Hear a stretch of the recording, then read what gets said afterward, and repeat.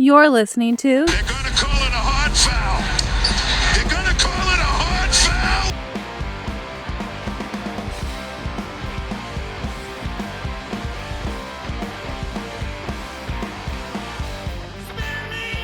foul. All right, everyone. It's been a little over a week since we last talked to you, and in that time, the Celtics have split two games at home against the Kings and the Pelicans. And Mike's wearing the hot foul merch that he's showing off right there to the left of the screen. Mike, this team is really exhibiting some careless basketball at home, especially over since December into January.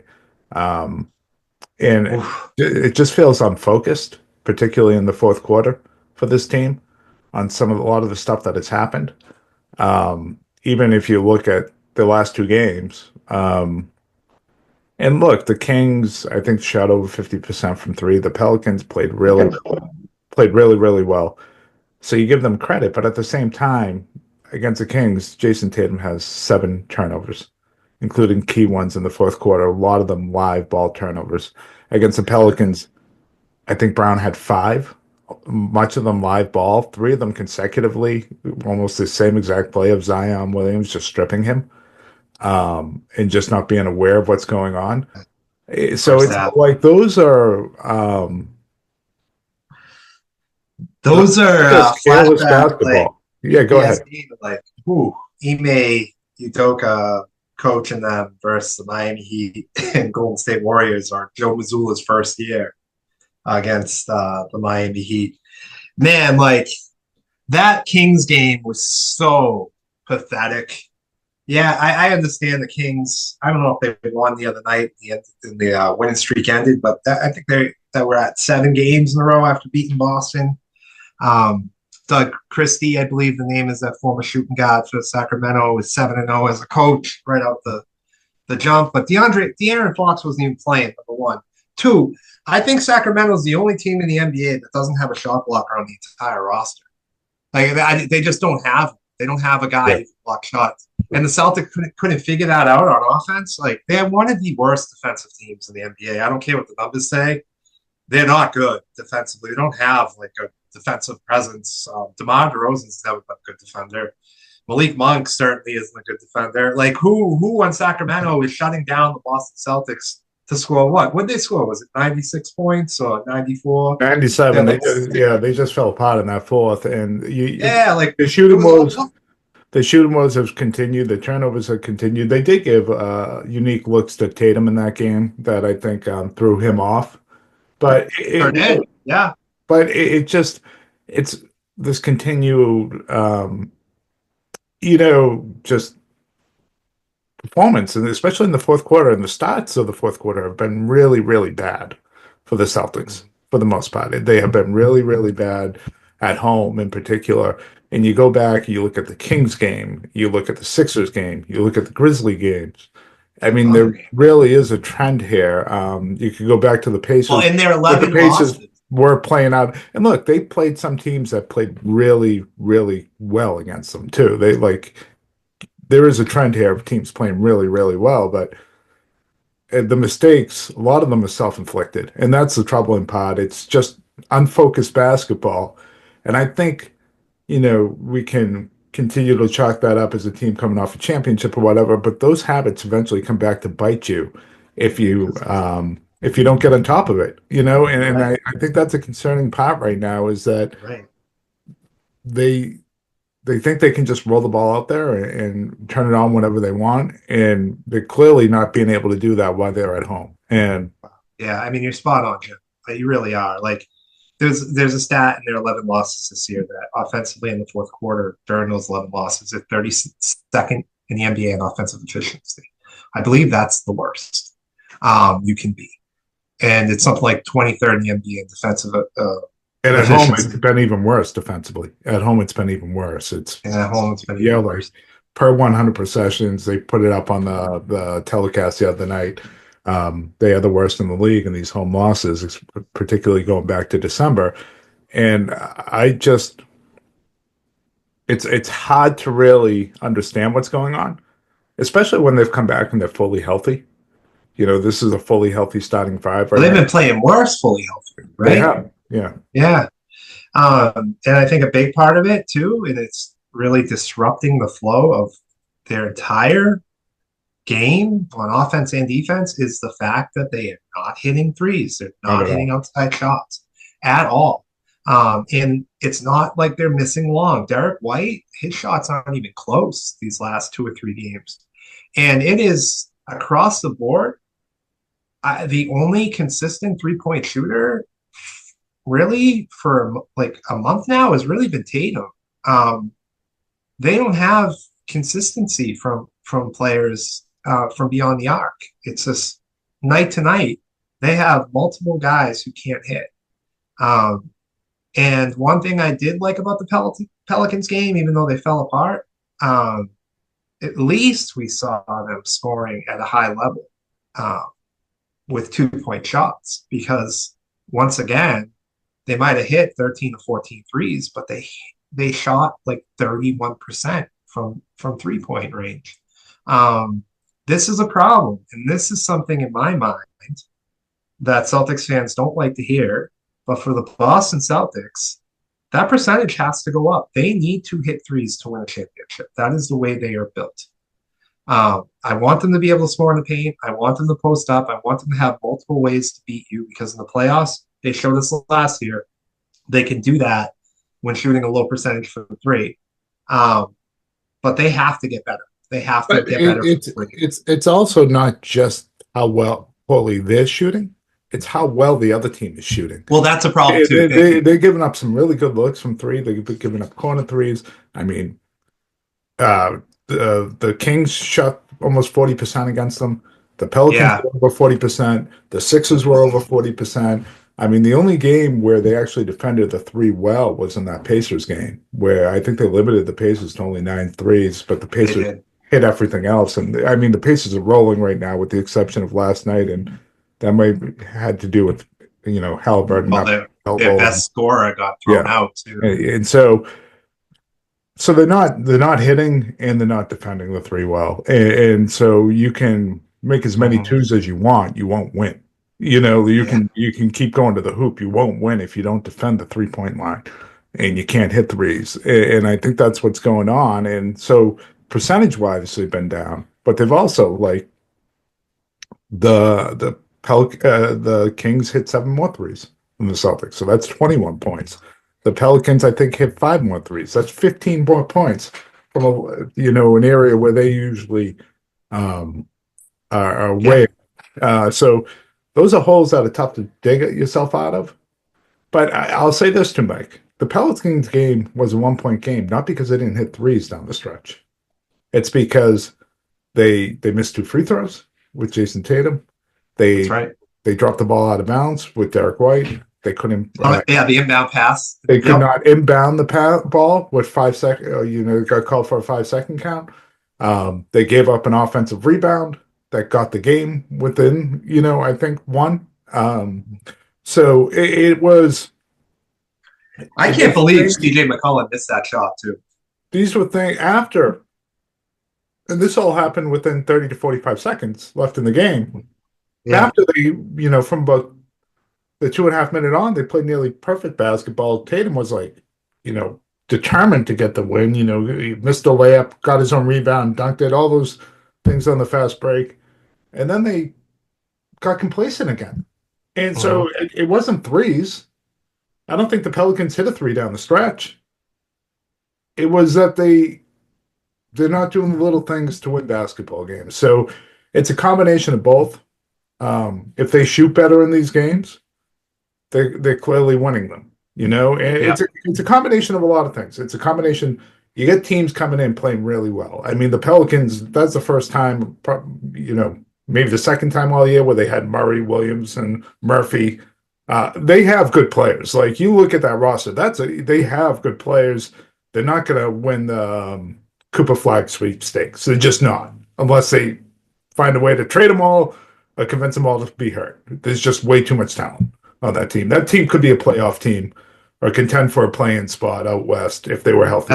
That's the story every year with that. If they were healthy all year. The Kings, They're probably playing the best basketball they've been playing all year when they came into the Garden.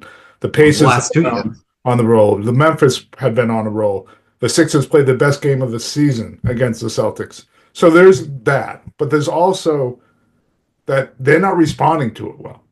No, they're falling apart. And they Yeah. almost feel like if they just show up, they should beat them.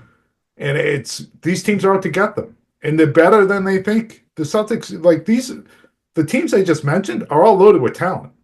Like the So Sixers if you were don't show up, completely yeah. healthy that game. They were loaded with talent. Like so, you need to show up and be ready to go. Um, so if the shooting gets better, that certainly helps. Um, but I kind of see that as much of a luck thing. Sometimes there's other things they can control that have bothered me more. Whether Yeah, it's the yeah. defensive side or it's these turnovers. That Kings game, how many of those live ball turnovers, just the fast break difference in the Kings and the Pelicans game, that was another stat that blew your mind. Like, Mhm. just because of live ball turnovers. Yeah. So many of them. Yeah. So many of them. And I agree with you. Like, I'm definitely more concerned about their their fourth quarter play and their just lack of focus and falling apart and their star players turning the ball over a lot, and the role players not shooting the ball well, is something that can be fixed and expected to be fixed. But there's a lot of holes in this team right now in the way they're playing. And on the last pod, I think you were right when you said it. Like, last season's over. They're not the NBA champions of this season. They have to earn it to get it. And right now, in your mind, they're the third best team in the NBA. And I agree with you on that, and that they have a lot to work to do to catch up to OKC, um, to catch up to Cleveland. And quite honestly, like, the way they're playing right now gives me pause. Like, wow, could they be upset by Indiana? Could they be upset by a healthy Orlando team that's hungry if they don't get their shit together? I think absolutely. So I'm pretty, like, I'm feeling urgency as a fan to see some games here where they're playing the right way, because it's starting to get frustrating, and I'm starting to worry a little bit about their chances here. Yeah, and you mentioned those East teams, and like Cleveland's clearly the team that you fear the most, but the Pacers are really starting to put it together and look like the Pacers of last year, and it looked like They're they'd be rolling. tough, They tough should out. add. I hope that. Yeah, they're rolling, man. They are rolling. Orlando, with Van Caro back, and if they get Wagner back, they Now, is that a possibility that they can get Franz back? I Because think the two of so. them together Yeah. is kind of lethal. And then, you still have a lot of talent with the Knicks. So you have teams in the East that if this team lets these bad habits creep into their playoff play or creep into their identity, and it's slowly happening. It could be problematic. It really could. It could be problematic. And even with all the Jimmy Butler stuff, I think Miami's up to 3 or 4 games over 500 right now. There's like a litany of teams that are Yeah. the East just isn't as bad. Let's talk trade deadline, and let's stipulate a couple things right off the top here. Because of the rules, there's certain things the Celtics can't do. They can't aggregate contracts, meaning you can't combine two contracts on the Celtics roster to match a single player's on another. So you can't combine Kata and Springer for a $6 million player. It's not allowed And they can't get buyout claims. unless it's less than the mid-level, the taxpayer mid-level. So and it has to be a dollar for dollar trade. Unless the team has cap space that they can take your player into. So the Washington Wizards, for example, they need to get up to the floor of the cap. They could take in Jaden Springer for 3 second-round picks, and that deal can get done. So that's kind of what the Celtics are dealing with. They're very limited on the moves they can make, and there's also extension guys that make things even more complicated to trade if you start thinking about guys like Pritchard or Hauser or White, guys like that. It becomes a little more complicated because they're dealing with the last year of their current contract and the extension kicks in next year. So those are kind of the stipulations on this. Um, I might be wrong on Hauser. Maybe Hauser's into his new extension now. I forget, but um, you get a sense of what's going on. I think. Well, I'll just stop, Mike. Where I think the most likely thing is exactly what I said off the top. I think they're going to trade Springer into cap space somewhere. His $4 million contract is costing them $16 million for a guy that's not playing and is not going to make their rotation. So they're going to look to get rid of him. And then maybe you probably see a guy like Lonnie Walker. They'll try to bring him back on the league minimum deal for shorter money than Springer because Springer's on that rookie extension contract. And you got a guy that will probably play and can shoot and can score and is, from all reports, tearing it up in Europe and Lonnie Walker. And that kind of helps your team right there initially. So that's my guess on what it will look like the Celtics will do. There are some other names. I'll kind of let you jump into that. Yeah, that makes a lot of sense. I don't know if they'll get 3 second-round picks for Springer. I think maybe one very protected second-round pick if they unload his contract. But well, they want to get rid of him, and the Wizards know, so they'll get more than one. Oh, you mean the Celtics attaching the picks to him? Yeah. That makes more sense. Yeah, I mean, there's names out there that they make they're smaller contract guys that you could maybe trade like a Jordan Walsh for, which might make sense to open up a spot for a guy who maybe shoots the ball better, like a Drew Peterson, where the Celtics are struggling to shoot the ball right now to give you more offense. But I know a name that's been out there, Jim, is Javonte Green. We just played against him in the Pelicans. Do you think he makes sense as a guy for the Celtics to target? Yeah, his contract certainly makes sense. It's a $2 million contract. You could roll him right in. How they make that trade kind of work. I'm not exactly sure what they would do, but maybe Springer's involved in it somehow. But no, he would make. He'd make a lot of sense. He's playing at a pretty good clip. He's not a knockdown shooter, but he shoots 35% from three, so not bad shooter at all. A good defender. You saw what he was doing against Tatum in that fourth quarter, and a good aggressive defender. Limited on a little bit of his size on the wing. He's been here before. He's well liked by the organization. The culture aspect of it wouldn't be a problem. He knows a lot of guys on the team, so all that stuff I think makes sense, and it will help you get through the regular season. You probably won't see a minute in the playoffs. But it would help you get through the regular season, and it would give you a guy that you'd be willing to play at the wing where Mazzulla doesn't really seem like he has that right now. He doesn't seem to have anyone he trusts for that backup wing position. It just doesn't exist off the bench of the Celtics right now, whether that's Springer or Walsh or Peterson or Tillman. He's not playing them. So I think that definitely makes some sense. Yeah, I think you just named some guys that could possibly get moved. Like maybe they can move Xavier Tillman for a guy who makes the same contract. Same with the Jordan Walsh. Those are certainly names I think we're going to hear as we get closer to the deadline to open up roster spots for different players. There's a name that is all out there all over Twitter that I think is kind of a very, very long shot dream scenario. Utah would be looking for, I think last I heard was 2 first-round picks unprotected for Walker Kessler. Certainly makes a lot of sense for the Celtics with their struggle on the defensive glass. He is a decent offensive player inside. I think he fits with any team in the NBA. He's a good player. If you're chasing this ring, do you consider, giving up future assets for a guy that'll be here for a year or two? Maybe, right? So that's an interesting name that I think a lot of NBA teams are going to be calling about. I would imagine to Utah. Yeah, no, I think it's someone. Maybe it's worth calling Danny and just seeing how available he might be. And look, you would have to really overpay for him, and maybe you're okay doing that for these reasons. Like Porzingis is injury history is a legitimate concern. it's a legitimate concern in a sense of will he be available for the playoffs? There are two different. They've become two different teams. Like one of the things we didn't mention when we were talking about their struggles at home was points in the paint anymore, because that is not how the teams are attacking them since Porzingis has been back. It's Yeah. been the 3-point shot, which I think that's something they can correct even with Porzingis on the floor.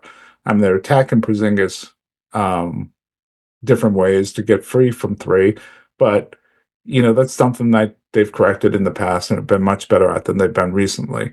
With Porzingis off the floor, they've gotten killed with points in the paint. Kessler obviously is a deterrent for that. Now you can still attacking with smaller guys and things like that, but it gives you that insurance policy that's better than anything you have right now. He's also a club option for next year at $4.5 million, so Yeah. he's cost controlled there. Um, so it would be kind of a 2-year or year-and-a-half deal, and it would give you that insurance. The other thing too is if Al This isn't around. Horford is going to continue to struggle shooting the basket, he doesn't do things that Walker Kessler does. No. And if you're able to get a Walker Kessler, I would imagine that Luke Cornett would be an attractive asset to a lot of teams where maybe you could recruit. He has a no trade clause. So Luke Cornett has a no trade clause? because of the amount of years he's been signed under this veteran minimum. So that gets a little bit more difficult to move. Yeah, so he's on. His contract lines up, I think, very closely with Neemias Queta. So that's one. That seems like you could the transition there is going to happen. Yeah. They could make a deal. They could swing a deal like that. It would become more of whether or not Danny wants to give it up. And if the Celtics, they wouldn't. I think it would take more than 2 firsts because of where they're drafting. And you'd kind of have to push your chips in for Walker Kessler and think, it's kind of like the Yaka Pirtle potential deal a few years ago, right? And there was a hole at center. There was concern there going into the playoffs. Long term, it hurts. Was willing to give more than you were. Long term, it hurts the organization. In the short term, I mean, I really think it pushes them back into the conversation of one of the best teams in the NBA with an acquisition like that. It'd be interesting. Like I said, I think there will be a lot of teams calling. There are certainly teams that could use an extra big. San Antonio comes to mind. Atlanta certainly comes to mind where he would be a really good fit. Oh, well, the Knicks, the Lakers, other contenders too. That would be calling on him right away. So, I think he's a sought after asset. There's no doubt about it. But Danny has recently said he's not available. I don't know if that's posturing, if that's something like, look, if Cooper flags a goal in Utah, it makes a little bit of sense to trade Walker Kessler, unless you plan on shutting him down and playing him with Cooper flag next year. So I think, you definitely call on it. I don't know how realistic it is, but it's something I would definitely call on. Sims over in the Knicks, maybe he's another big that could potentially be available, but I don't think the Knicks will want to deal with you at all. So that probably. I'm not dealing. I'm not dealing for a big unless it's Walker Kessler, right? I'm going after a win. Hunting the end. That's an even tougher market to find any wins available with the constraints you're working with. Like, I know you mentioned Cam Whitmore in a text to me, but that's a 4-year deal, where a guy's making $4 million a year. That's $16 million, and it goes up, that they're paying for that contract while they're trying to sell the team. So, year over year, a guy who's upset about not playing in Houston, I don't see the fit anymore because he's going to come to Boston and he may even have less playing time. Yeah. So I like, if there's a wing out there, maybe, I don't know what, where's Jeff Green playing these days? Yeah, Jeff Green's a good example. I don't know. Oh, he's in Houston. He's not He's on a contender. So, I'm not sure, Mike. It's going to be tough to swing a deal. maybe the only other thing maybe I bring up to you is that does Brad think a little bit like Bill Belichick used to and say, Porzingis, we maybe maxed him out already. Maybe I dangle him at the deadline and see what I can get in return because I don't know if I'm going to get anything for him in the playoffs. I don't plan to re-sign him after next season. Um, Maybe this is the best time to move him. I think I that mean, would be yeah. foolish basketball Are and they football. allowed to? You know, Are they allowed to take two players back and the team aggregate contracts to trade with the Celtics? I believe so, but they would need not to be over the tax. Yeah. I mean, obviously, it's something that I would be careful about to try not to get it out there to the media that it's happening. But I think you have to. You have to always see if you can better your team. If you can't, and you make the trade, right? And that's for any player on the Celtics, probably except Jason Tatum. If there's a trade out there for one of these guys and makes you better, then you do it, obviously. And Porzingis probably makes the most sense, but I doubt that would happen. I Yeah, think it's going to I doubt be that tough to too. make that trade. Yeah, I think it's a trade that big with the amount of complications that are involved because of the apron. You need an off season, not a deadline to make that happen. You really do. Yeah. And that takes me to the trade deadline. How active do you think it'll actually be? There's so many rules in place. There are a lot of teams that want to make it into the play-in, so they're going to be active, but it is really hard to make Well, trades. And there are a lot of teams it that can't. makes the CBA even more just stupid. Like I think this has hurt the league. Trade deadlines are supposed to be fun. You're supposed to have rumors up to the last minute. Maybe there's a deal, maybe there isn't. Your offseason is supposed to be fun. You have guys that just aren't getting moved because there isn't a lot of value because of these restrictions of the CBA for teams to, say, okay, let's, I'll take on Zach LaVine's contract for a little while, or I can fit him in and I'll pay the tax and I'll still have some flexibility. Or, Vucevic, or you name these veteran players that typically get moved that continue to stay on their squads. Like Jimmy Butler is going to be a hard guy to trade. It's going to be a hard guy to trade, and not because he's not wanted. It's because you have these gymnastics that you have to kind of do, and you're only allowed to do so much. And then if you go over the apron, you already started in that jail. Like I don't know what Houston's number is now, but where would a guy like Jimmy Butler place that? And then what does that mean going forward into their offseason? So it's like it becomes difficult. I think this is going to be a really interesting case study with Jimmy Butler, because you could go past that deadline and there might not be a real offer out there for him. And then Good. is this a thing that's, does it change on how stars are able to demand trades or whatnot? I hope that happens. I think the only team he deserves to go to is Washington. Just waste his career there. That's how I feel about guys who quit on their team. So I hope Pat Riley doesn't move him. Says fuck you. That's how I feel. But I agree with you as far as the CBA. It really ruins the trade deadline. It seems really hard for teams to make deals. Like Portland's probably got some guys that they could move, like a Rob Williams that would help a contender, but it just feels impossible to happen because you can't put guys together to match that contract to make the trade. Like you're going to have even like the mid-level guys not getting moved, and it hurts.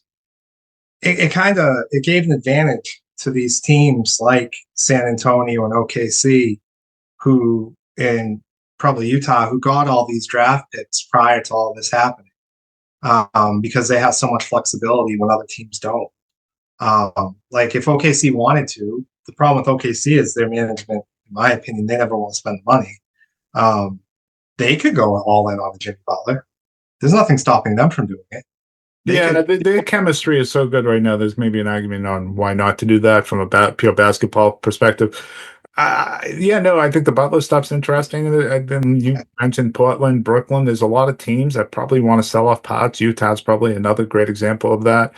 With some players that typically would be attractive to teams around the deadline that are looking to contend or get into the playoffs, or But if you're like a middling team that typically would want to make a splash, just get into a round or two, why would you take on a $15 million contract over the next 3 years that could limit your ability to really advance your team in the coming seasons? It doesn't make a lot of sense with this new CBA. It makes things pretty difficult.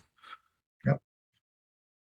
So it's interesting to see what will happen. I think this Cooper flag tankathon is real.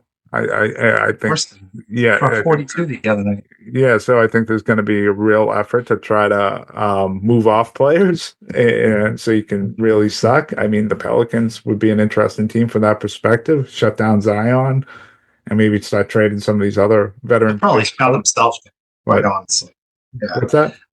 He'll probably shut himself down, honestly. Yeah. The Pelicans have had enough. This is the type of guy that you're just waiting to go through a Wendy's naked, at night. It's just a space shot. But yeah. So as far as the deadline, we'll see how it goes. It's February 6th, I think, right? So there's some time here. But if I was Philadelphia, quite honestly, I would think about shutting my stars down and try to get that sweepstakes. That's what I would be thinking about. Yeah. Well, the thing with you're losing, and Embiid's not playing. That would have to come from ownership, because you guys like Nick Nurse and the GM over there are probably afraid right now for the jobs. And so that's the last thing they want to do. Well, that GM should get fired for the stupid move. See, Paul George is just an abysmal move that he just made. Yeah, he looks like a overrated coach. Like, fire them both and tank. Yeah. So, Mike, we finally got some ownership news. And yes, we did. So this is directly from Adam Himmelsbach, beat writer for the Globe. His tweet, and you can of course read the whole article, but a new letter to stakeholders obtained by the Globe states that the Celtics will begin receiving bids from prospective buyers on January 23rd, and that ownership is pleased with the broad level of interest that has emerged. Obviously, this is the first bit of news we've heard in a while on this. You wonder what that means, broad bit of interest. Is that saying that and getting this date out there because they really don't have the amount of interest that they want, and they're hoping to, nothing fuels inspiration like a deadline, to get people to act. So the deadline is out there. I think they may be getting less soon. I think the reality is that they're going to get less than what they thought, and also there's probably some fear in buying the Celtics because it's not a financially good investment right now. Long term, certainly could be. You don't own the stadium that they play in, so you're not going to make money there, and then you're going to owe a ton of money every year in the tax unless you really make some drastic changes. So which means you would come in and the fan base would hate you immediately. So it's they're a great franchise and they certainly can win some more championships, but you have to lose a lot of money for that to happen. So whoever's buying this, it's got to be like a toy and not a financial investment for the first, maybe decade that you own the team. Yeah. So that kind of brings me to my advice question for you today, Mike. Oh, God. And it leads us to the ownership stake. And this might be a Pastor Mike question because there is some morality issues here that I think we should touch on. There was a report, and might have been from Cameron Tabata Bay, who we had on this pod recently, if I remember correctly, from USA Today, that UAE was interested. Their investors were interested in being a prospective buyer. A country is interested in buying Boston Celtics? Yes. So, what? Yep. United Arab Emirates, they are a country over in the Middle East. That's where the Celtics were. That's where Abu Dhabi is. That's where the Celtics were during the preseason. This is done all the time. In soccer, a lot of soccer teams are owned by these national groups, whether it's a Saudi back or the UAE back. And obviously, this has not really come to North American sports, not to American sports, but there's been interest for the NFL, the NBA, and there was a report that Wick, while they were over there, met with some folks to see if they would have interest behind the Celtics. Oh, they have a This lot. would obviously need to be approved by the Board of Governors, but the NBA is already dipping their toes there as well. You know, they have the Emirates Cup, they call it now, and they were over there in the preseasons with the Celtics and the Nuggets. So This- the positive, the upside to this, as we get advice from Mike, is that this is a place that the tax would never be a concern. Yeah, sure. You know, and they probably could invest and build their own basketball arena if they really wanted to and find the place to do it without any problem. The negatives is, Pastor Mike, this is a country that is riddled with human rights violations. Yeah, I know. This is including speaking out, religious expression. They actually had a Twitter social media program about speaking out against the government, and if you violated, they came from you. There's forced labor practices.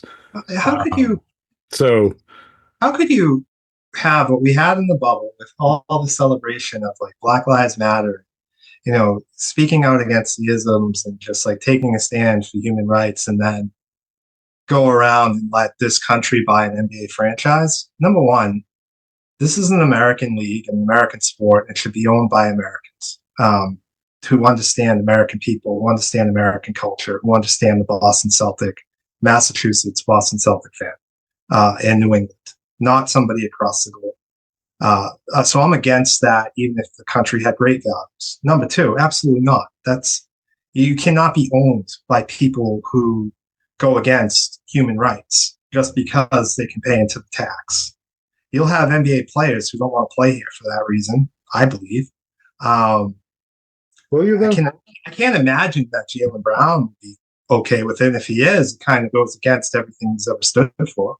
the example is soccer, and their players are being traded for. And there's a reason. You can.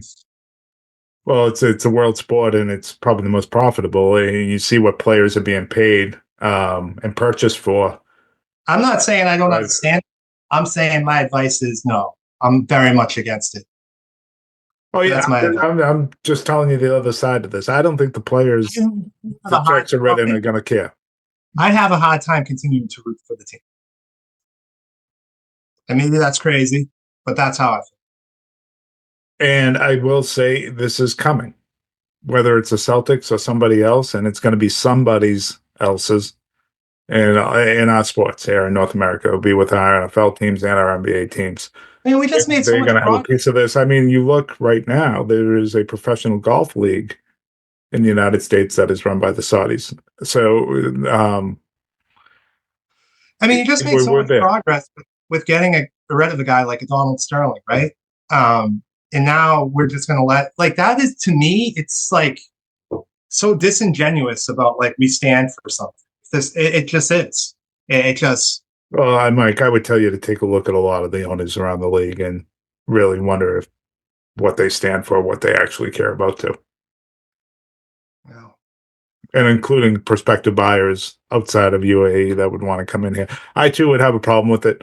I agree with you. I think that the specific human right violations, these are sanctioned by a government, and then now they would be the governors of your team, and that would be a really tough thing to swallow, knowing that when you purchase a ticket, where exactly is that money going, and what are you funding, and what are you supporting with your purchase? So there is that.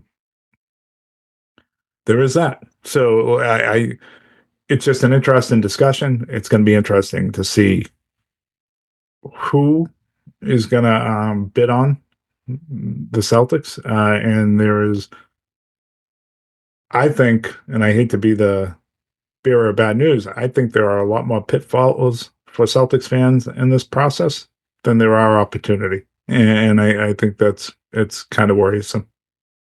Yeah, well, they're an expensive team, right? And so that's why this season, I've been saying all season long, I feel like there's urgency to winning a championship again, because I think it's going to get very difficult in years to come. So, when I talked about Walker Kessler earlier, like, yeah, I think I would go all in for a player that's cheap and talented like he is, because I want to get this championship before I have to move Derek White for financial reasons. Which are like, these are the type of things we might see happen. Like, your most valuable player who's paid a big contract will have to get moved. So yeah, I think that's where we are. And you make good points about American owners too. Absolutely, there's some scumbags that own teams and who don't own teams anymore because we finally got rid of them. And there's probably some prospective buyers who have business practices who treat their employees horrible. So that's true too. We'll have to wait and see what happens, Jim. We have no control over any of it. All right, Mike.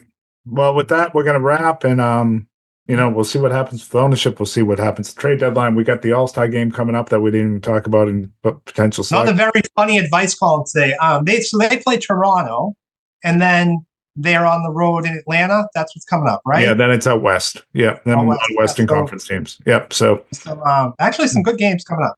Yeah, there is. All right, guys. We'll talk to you soon.